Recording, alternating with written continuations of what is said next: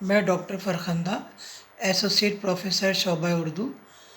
میں آج be part third کے مضمون جدید نظم کا حیت اور اس کی شکل یا اس کے اسٹرکچر کے بارے میں بتاؤں گی۔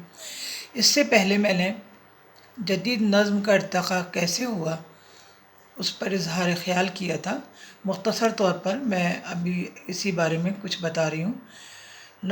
جدید نظم یعنی نظم شاعری کی وہ شکل ہے جس میں کوئی قصہ، کوئی واقعہ، کوئی تجربہ یا کوئی خیال تسلسل کے ساتھ پیش کیا جائے، کیونکہ نظم کے معنی ہی پرونے اور یکجا کرنے کے ہیں۔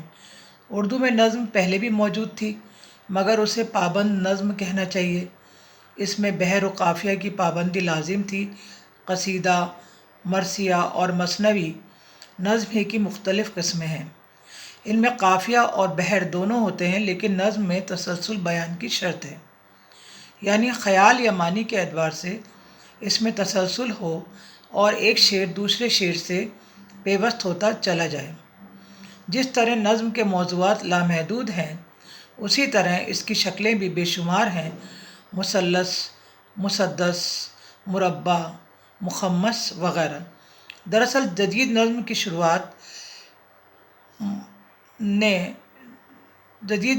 شروعات 1857 کے غدر کی ناکامی کے بعد ہوئی، جب ہندوستان کی معاشرتی اور سیاسی زندگی پر گہری افسردگی اور مایوسی کا عالم طاری تھا۔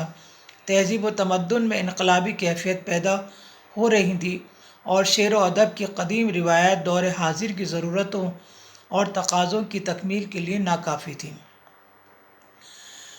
دراصل قدیم شاعری قواعد، اسالیب، اوزان مانے وزن بڑے سخت تھے، خیالات کے اظہار میں رکاوٹ تھے۔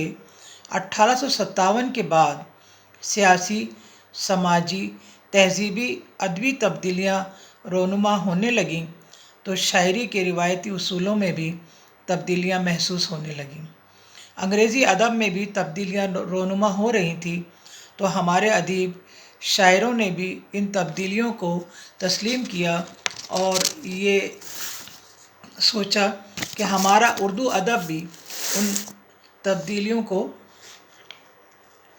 اپنے میں پیدا کرے اور زمانے کے ساتھ قدم سے قدم ملا کر چل سکے۔ سر سید نے علی گڑھ تحریک کے ذریعے جہاں جدید نثر کی بنیاد ڈالی، وہیں جدید نظم کی تحریک کو بھی فروغ دیا، اور ان کے رفیق کار حالی اور مولانا محمد حسین آزاد نے اس میں اہم رول ادا کیا، اور اصلاحی تعمیری شاعری کے لیے نظم سے زیادہ ان کے لیے کوئی صنف موزوں نہیں تھی۔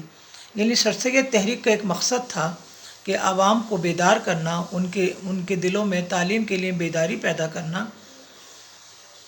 مولانا محمد حسین آزاد اور کرنل ہال رائٹ کی سرپرستی میں 1874 میں انجمن پنجاب کے اہتمام سے لاہور میں ایک مشاعرہ منعقد ہوا۔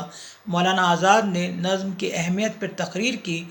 یہیں سے جدید نظم کا آغاز سمجھا جاتا ہے۔ ان کی تقلید میں اسماعیل میرٹھی، حالی، نظم طباطبائی نے کئی نظمیں لکھیں۔ ان حضرات نے اردو شاعری کے چند مخصوص موضوعات سے نکل کر نظم کو وسعت عطا کی اور اردو نظم نگاری کو ہر طرح کے افکار و خیالات کو پیش کرنے کا وسیلہ بنایا۔ انہوں نے نظم کو قواعد اور اصول کے سلسلے میں نئے تجربے نہیں کیے، لیکن نئی نظم کے لیے ایک زمین ہموار کر دی۔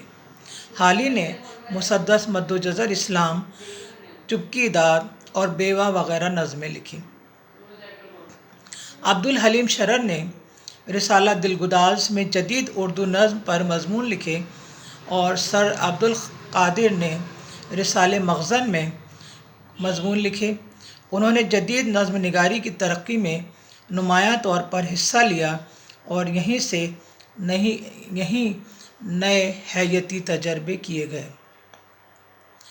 انگریزی نظم نگاری کے اصولوں کے مطابق نظم میں مصروں کی ترتیب، بندوں کو نئے ڈھنگ سے تقسیم کرنے کا اصول اور ردیف قافیوں کا نئے طور پر استعمال کیا گیا۔ آج ہم اتنا ہی بتائیں گے۔ کل کے لیکچر میں اس کی شکل اور اس کے اندر کیا بدلاؤ آئے ان کے بارے میں اظہار خیال کروں گی۔